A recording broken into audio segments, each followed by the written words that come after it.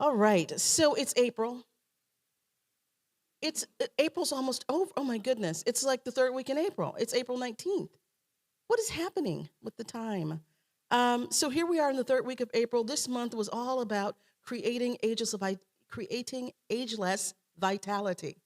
I have so much energy coursing through me. My words are like, but create ageless vitality. And I love this topic because it's all about how we choose to think and be and live and act in order to have the best possible life as we continue our journey in time. Let's just put it that way. So today I'm talking about ageless thinking, ageless thinking. And, one of the things I wanted to ask you and just throw out there is, what if the number on your driver's license, the date on your driver's license, the date of your birth, has nothing to do with how old you really are?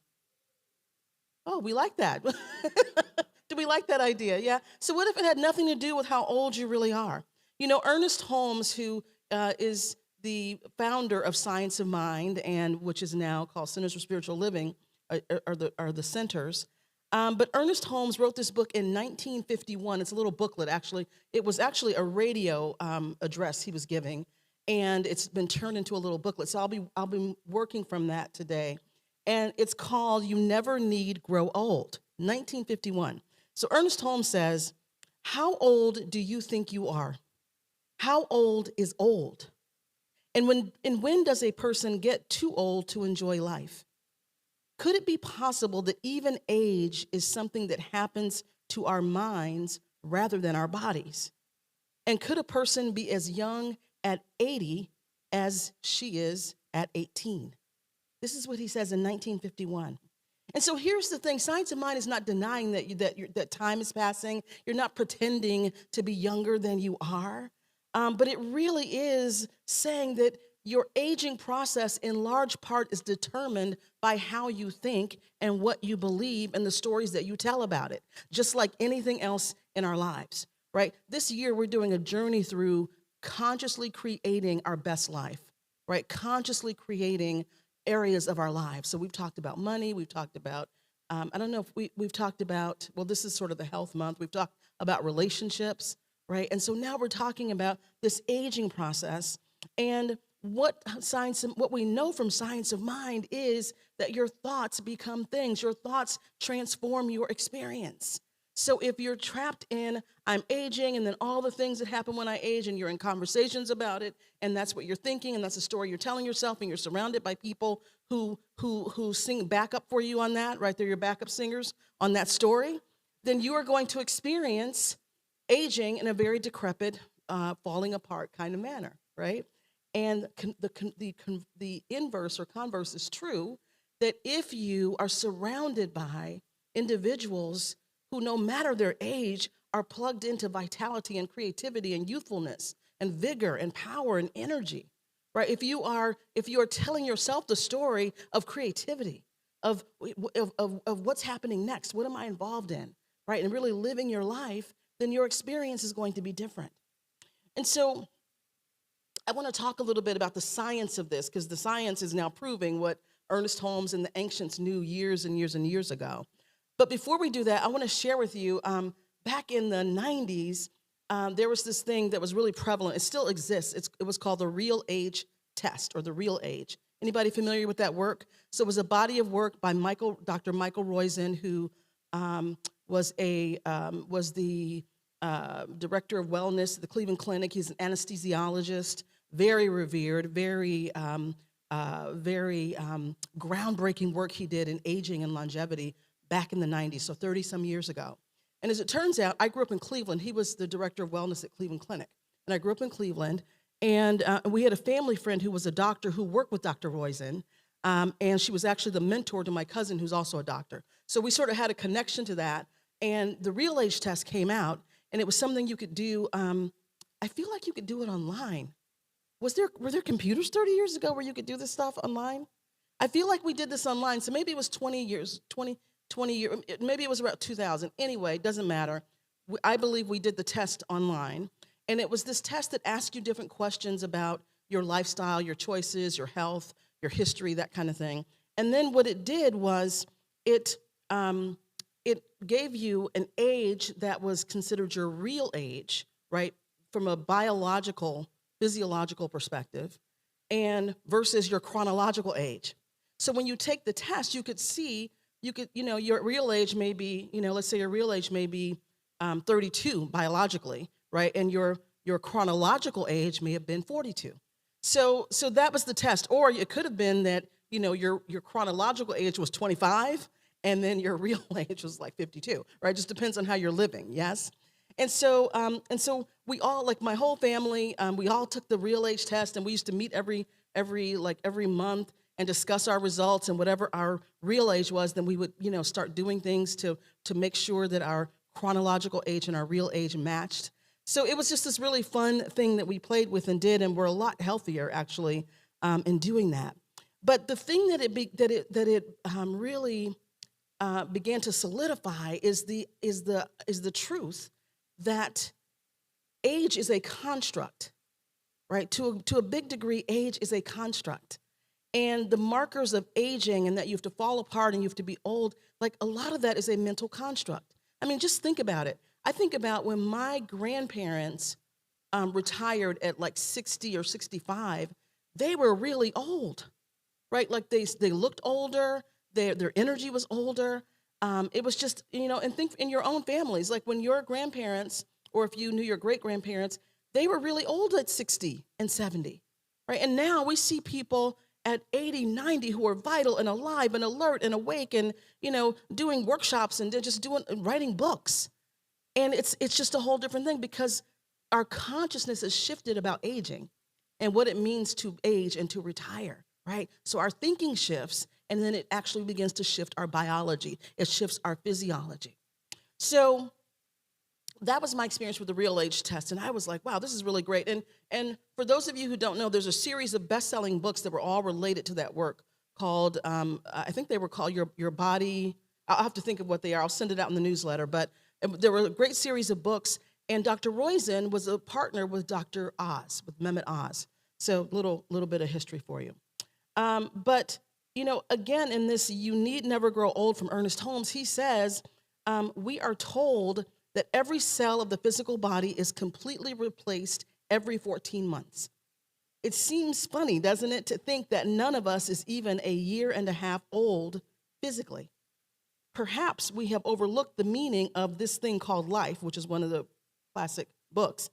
Perhaps we have overlooked the meaning of this thing called life as it functions in our physical bodies, and we haven't quite realized that it could keep us physically young indefinitely if we knew how to cooperate with it, right? If we know how to cooperate with this thing called life, it keeps us physically young and vitalized. There was this other study called the counterclockwise study done by Ellen Langer at Harvard in 1979. And this amazing study, groundbreaking again, 20-some years after Ernest Holmes wrote the little book I'm reading from. But here's what happened in the counterclockwise study. So Dr. Ellen Langer took a group of elderly men, mostly in their late 70s and their 80s, and she took them to a week-long retreat. And here's the catch. The retreat was designed to feel exactly like 1959. This is 1979. So it was meant to feel like what their lives would be like 20 years earlier. So the men weren't asked to remember 1959. They were asked to live as though it were 1959. So everything around them, the current events of 1959 were on display in the newspapers. They were to discuss their lives as if it was 1959. The music, the food, the decor, everything was 1959. And it was interesting that a week after, when the research was done, after that 1 week, there were measurable changes in these individuals. They were compared against a control group. Here's what the results show. So the men who lived in 1959 showed measurable improvements in grip strength, posture, gait, manual dexterity, vision, hearing, cognitive function, right? Outside observers shown photos of the men before they did the study and a week later after they did the study, rated the men as visibly younger. 1 week. of choosing to live in 1959, and everybody around is agreeing to that. And there were measurable improvements and visible improvements. This is how powerful the mind is. This is how powerful the mind is. And I've shared with you before, and I won't share the story again, but I shared it last week about when I was in a Science of Mind class, and this woman who was very distraught around aging created a cassette of affirmation affirming her youth and vitality, By the time that class ended, she physically looked different. She had less wrinkles. She looked younger. She looked like a new person, right? She programmed her body to look younger, right? I saw this as a kid. So this is what science is already proving, is that we play a large part in what is going to happen as we age, right? And so I want us to move more and more into ageless thinking. So here's my invitation to you today to think about 3 things that you can practice this week and forward in terms of really living in this space of ageless thinking. And I also just want to remind us that New Thought was born out of the discovery by Phineas Quimby, who discovered that he could heal himself. He healed himself from an incurable disease, right? Serendipitously. And then he began to study, wait a minute, what is this mind-body connection? And he learned how to heal by getting to the root cause of whatever the dis-ease was. And he healed thousands of people and taught people. He was the teacher of Mary Baker Eddy, who founded Christian Science. He was the teacher of Emma Curtis Hopkins, who was a mentor to Ernest Holmes. And so Ernest Holmes synthesized all of that information, right? All of the science, the mind-body connection, the mind-body healing, the spiritual, the metaphysical, the mystical, and that became Science of Mind. But New Thought was born out of discovering how to heal the body using the mind, right? The mind being an active part of that. And so what we're going to do this week is we're going to practice this. Are you ready? Okay. All right. So are y'all with me? I forgot to ask. Is everybody with me on this? Okay, good. I love a good vigorous response. I like that. Good energized response. All right, so we're going to look at 3 practices that you're going to do this week to be really firmly rooted in ageless thinking.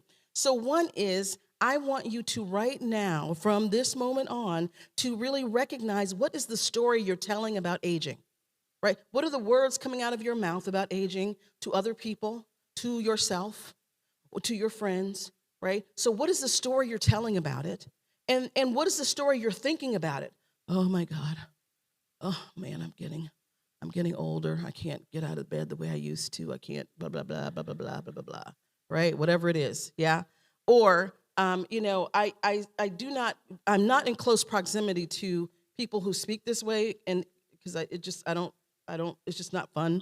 But I know folks who'll be like, well, at our age, we have to da-da-da. Well, at this age, you have to do this. Well, at that age, da-da-da. Well, we're getting older, da-da-da. It's like, what are you even talking about, right? So if there are people like that in your world, just reroute the conversation, or if you can put some space between you, do that, yes? Because all it's doing is feeding into the lie of the world that says aging has to be this horrible thing. Right, this horrible thing, and look at all the stuff, and look at what's happening, and look at da-da-da-da-da. And it's not true. I know people who are 80 who could, outrun me down to the sanctuary there, right? I mean, we all know people who are just like super vitalized. I also know 20-year-olds who are like zombies, right? Who would, and it's so funny. Whenever I've had an assistant, like a younger person working with me, or with my other company interning with me, inevitably they would say, at some point, they'd be like, oh my God, you're wearing me out. Like, what? And I'm like, what are you talking about, right? Like, you're 21 years old in college. How could you be tired, right? Because I have a lot of energy. You might not recognize that, but I have a lot of energy, right? And I'm thinking, you're 21 years old, right? I mean, it's like, what is going on? So I've seen really young people who are like the Walking Dead. I've seen people who are 80 or 90 who are like, I talked to someone last night who's in their 80s who was like, we're going to do some work together. They were just like on fire. I'm like, I got to go. I'm working on my talk. After an hour, it's like, I got to go. So I want you to begin to notice the story you're telling and who are you hanging out with? Because those thoughts, that energy, the mental equivalent that you're developing is whatever your predominant conversation, language, and words are about aging. And I invite you to let go of that, even just for a week. If you want to come back and hold on to it and age decrepitly, go for it. But be awake and do it, right? Be awake and do it. Be conscious of what you're doing, right? So that's the first thing. I also want you to remember that your cells receive their instructions from your thoughts. Your cells, your genes, your organs, you give them instructions from your thoughts, right? Because literally in epigenetics, what we know is that the cells are surrounded by these chemicals, and these chemicals that surround and program the cells are fed by what you're thinking, your emotional state, right? Dr. Bruce Lipton does all this great work. I'll talk more about him next week. But your thoughts, your beliefs, your stories feed your biology. It gives genetic instruction, because we're not bound by our previous genetics or what went through our family. We're not bound by that. We may trend towards that, but I'm sure you know people, I'm sure it's happened for you, where some things that run in your family have not occurred to you, have not happened for you is what I mean, right? And so we have a great deal of power, more than we know, to shape our biology, but it starts with our thinking, our beliefs, and our story. So we got to change the story to one that says there is one power, one presence, one life, and it is ageless and eternal. It is forever vigorous, right? It is forever vitalized. It is essential. It is operating through and as my body temple, right? It's operating as energy in my bones, in my cells, in my organs. Those of you who pray with me in meditation in the morning, I'm like fired up, amping our bodies up with light, right? So that we're energized, we're clear, we're moving through this world alive and awake, right? Alive and awake. And so that is the practice to begin to shift your story. Yeah. And then the second practice is good old spiritual mind treatment. We all know our 5-step process of prayer, also called affirmative prayer.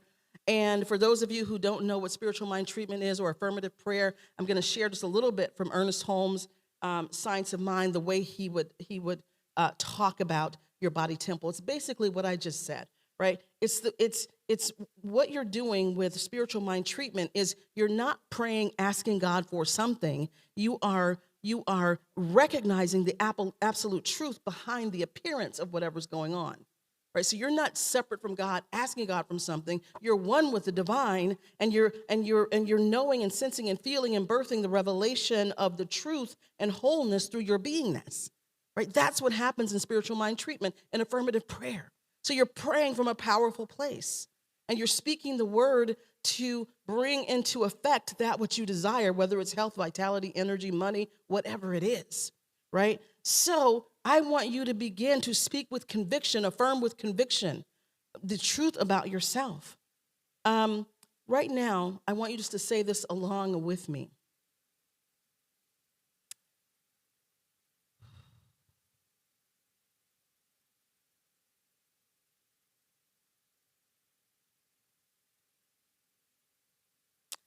In the quiet of my mind, I realize that I am one with the eternal newness of life. The Spirit is creating in and through me now. My body is alive with the life of God. My body is illumined by the light of God.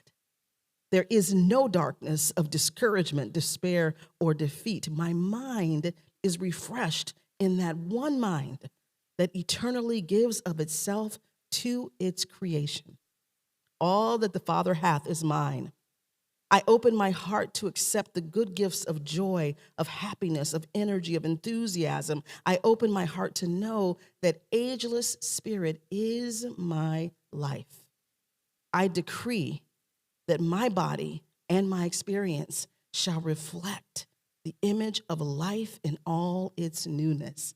And I shall dance and sing through the days of my years with gladness of mind. right? I love that. I shall dance and sing through the days of my years with gladness of mind. So that is an excerpt of a spiritual mind treatment of affirming with conviction the truth of being. We're not begging, supplicating, bargaining with God. We're speaking the truth about ourselves and about the divine, right? And then we move in accordance with that after the prayer, our actions, our thoughts, our conversations. We move in accordance with that, and then we begin to see the actual physical changes take place and the transformation take place.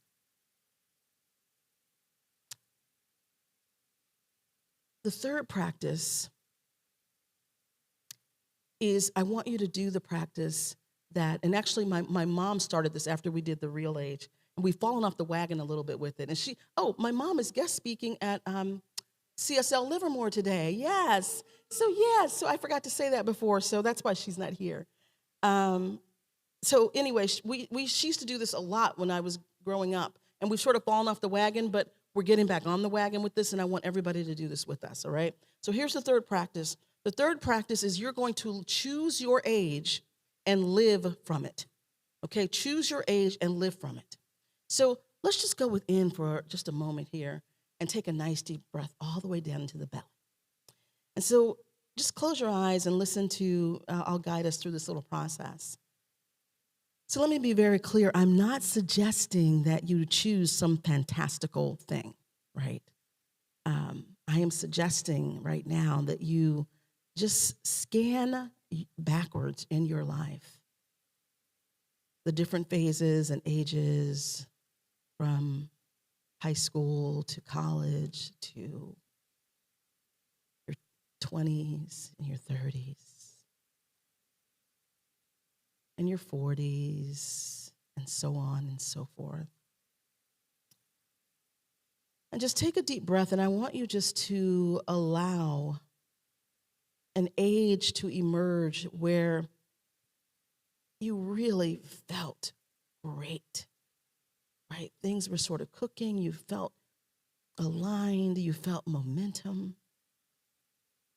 And an age that feels not so far away. So I'm not saying teenage years, but an age within the last, 20 years, however it is, that feels like, oh yeah, I felt really great then.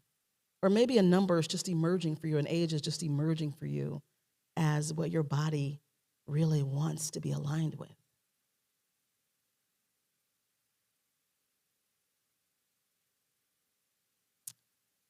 And so when you have that age, just everybody say it out loud on the count of 3, so nobody's really called out. So when you have that age on the count of 3, everybody say it. Here we go. 1, 2, 3. 38. Okay. So everybody got their age that they're going to live from? Okay. So I want you just to feel in right now, stay within, and I want you to take a deep breath and feel that age emerging from your cells. So maybe it's 27, it's 45, it's 38. And feel your heart radiating that age. Feel your bones radiating, strengthened in that age. And the systems of your body, your organs, saying, yes, yes. Feel the hair follicles on your head saying yes to that age. Your muscles and tendons saying yes, yes. Feel your joints saying yes to that age. And just continue breathing deeply as you begin to feel a metamorphosis happening, a transformation where that age is taking over your body, your mind, your psyche, your thoughts, the stories, your hands, your feet, everything. And when you're ready, just open your eyes. So what are you feeling as you open your eyes? fresh, lightness, energetic.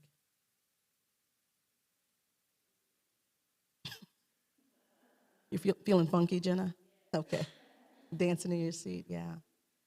So here's what I want you to do this week. I want you this week to live from this age.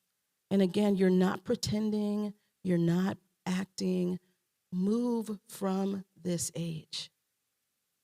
Right? How would you start your day differently? Right? How would you be interacting with others? How would you be moving your body? Does your body move differently at this age than it does at your chronological age? Right? So if you're feeling more energized, let that spark you all this week where you're moving with that energy, right? And your mind is moving with that energy and you're speaking with that energy, right? If you're feeling funky, dance all week, right? Just dance all week. Dance, dance, dance. Yeah, if you're feeling stronger and fortified, then move with strength and power this week. If you're feeling lighter, lay that burden down. God's got it, right? And it's more than saying it.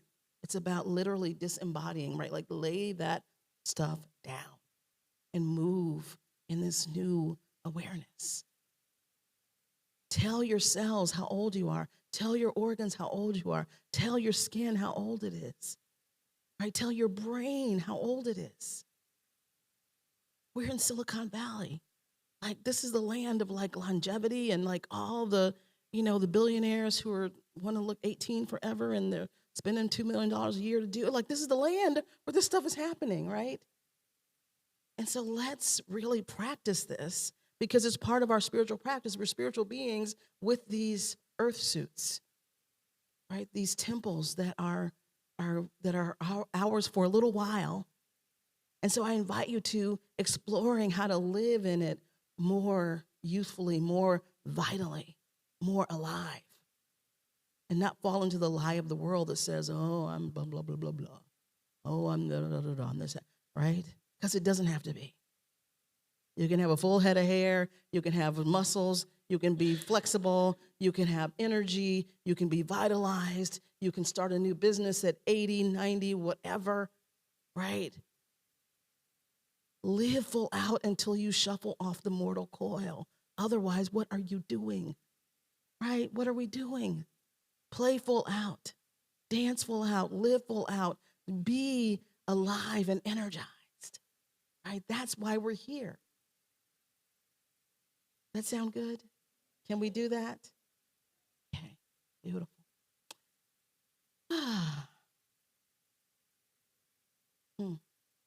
Ernest Holmes says, today can be filled with wonder if we know that we stand always on the threshold of that which is wonderful and new, right? Every day can be wonderful. Let's turn within.